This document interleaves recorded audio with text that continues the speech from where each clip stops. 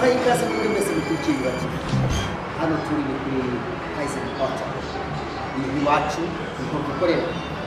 Uyu munsi tugiye kubagezaho byinshi bitandukanye muzagenda namwe mwibaza. Njye ndi Clement Bagemaye Henri Kamanzi, ndi kumwe n'umutumirwa twatumiye muri bati Professor Clement Bagemaye. Amakuru yanyu Turashimira Imana kandi tumeze neza. ndashimira Imana kandi meze neza. Okay. Corona imeze nabi. Corona imeze nabi nacyo tugiye kuvugaho kijyanye ese amadini muri coronavirus ahagaze gute. Amadini arandikira leta ati rwose mutuntu twihanganire tutadusengesha abayoboke nabo bamwe bavuga ngo nababambiwe amadini ati dushaka gusenga abandi biti ntacyo tubaye.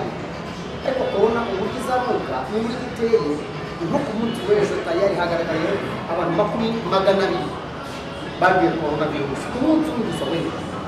Ariko amadini ati dushaka gusengesha, amasoko ari gufungwa, ari wano hagaragara n'ibyo kurya bakumwe kubindi. Kuri wowe amadini muri corona ubibona gute Moses?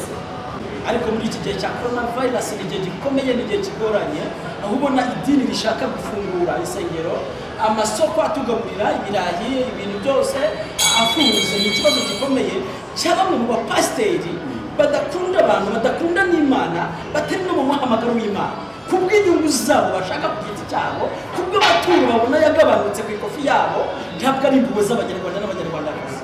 Make babana banarwanya igihugu rero, kuko niba leta ivuga ngo Abanyarwanda bacu bo kugira ikibazo cya coronavirus bo bakagira ati bose muze tubahurize hamwe, harimo ibintu bijyanye no kutumvira amabwiriza y'Igihugu. Ubundi ibintu byose Bibiliya ivuga ngo ni mwubahe ubuyobozi bwiza. Ubuyobozi bwiza ni ukubaha gahunda za leta, government. Umuntu wese ubaha gahunda za leta afite ikibazo gikomeye bijyanye n'umwiyobokamana. Imana ikorana na leta, ntabwo Imana ijya inyuma ya leta. Imana yuzuzanya na leta cyane. Shampusa hari n'umudepite ngo adekaraye mu tubari dufunguke, namubwira ni umwana wafashwe byamukoraho. Iki ni igihe cyo kugira ngo byibuze gahunda za leta zubahirizwa, leta ireberera abantu bose mu buryo bw'Imana, mu buryo bw'umwuka, in the Holy Spirit. Ntabwo abahanuzi bigeze bajya inyuma cyane y'abami, ntabwo byakundana, baruzuzanyaga. Iyo umuhanuzi ajyaga inyuma y'umwami yabagiye kuzana amacakubiri muri Israel, icyo gihe bashyirwaga inyuma y'umurwa, ntabwo babikika umuhanuzi. Kuri abaprofeti, abaprofeti bose babayeho bashimisha Imana, ntabwo bifuje ko abantu bapfa, banejejwe n'uko abantu babaho neza bakabaho mu mahoro. Bakoze cyane. Iyi ni Moses. Uyu muvuduko w'igitutu cy'amadini kuri leta ubona gute? Usubiremo unabyumvisha abantu kuko bazumvira mu bintu bitandukanye, bazumvira umuvuduko uhariye by'amadini na leta. Ni ukuvuga ngo ni bamwe mu madini, abapasitori, ababishopu, abaperezantari b'amadini atandukanye. Tutabwe tuvuga kuri iyi televiziyo nziza, televiziyo ije gukemura ibibazo bindi byari bihari. Ariko reka mbwira ikibazo gihari. Ikibazo gihari ni ukumva n'indamu, ni ukwiba. Bashaka kwiba amaturo, hari uburyo bwemeye bwo guturamo amaturo. Niba uvuze ngo mobile money ku maturo, ntabwo hari n'ikintu gikomeye. Umuntu ari muri quarantine, ari muri lockdown, uramusaba ituro ari burivane hehe? Leta ni inyungu z'abantu, ntabwo ari inyungu. Nushaka umusengera ahantu ariho hose udukurikiranye, ntabwo bafite nge nta dini shingiye kunaniwe. Ndaboreza urugero, Temple de Jehova baravuze ngo ku isi ntabwo itorero rya Temple de Jehova rizigira rifungura kubera iyo mpamvu. Lockdown iracyahari, abantu baracyandura ari benshi, umubare uracyagaragara. Niba koko bakunda abantu, ngaho nabo nibavuge ngo ntabwo tuzongera gufungura isengero. Ubwabo babyitangariza urwego rw'amadini mu gihugu cy'u Rwanda ni rugenda rubwemera rugati twasanze twaribeshye. Reka umuntu aribeshya, bajye bemera ko bafite amakosa, bavuga ngo twaribeshya.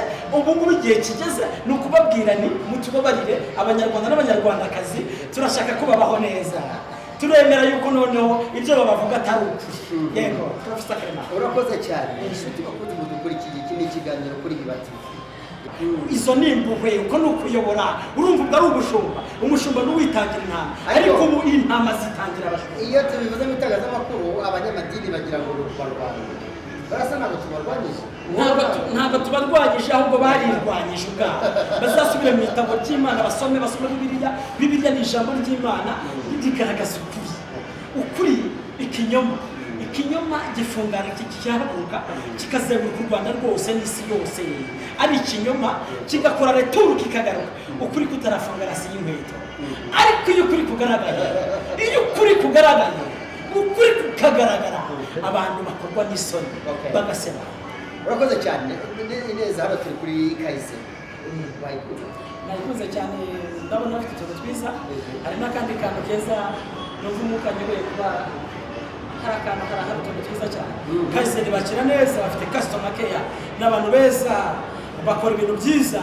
Iyo uri hano ubasha kureba imisozi igize umujyi wa Kigali, ukabona ibibaya, ibikombe sinzi icyo kinyarwanda kirana ibibaya, igikombe, ureba imisozi hose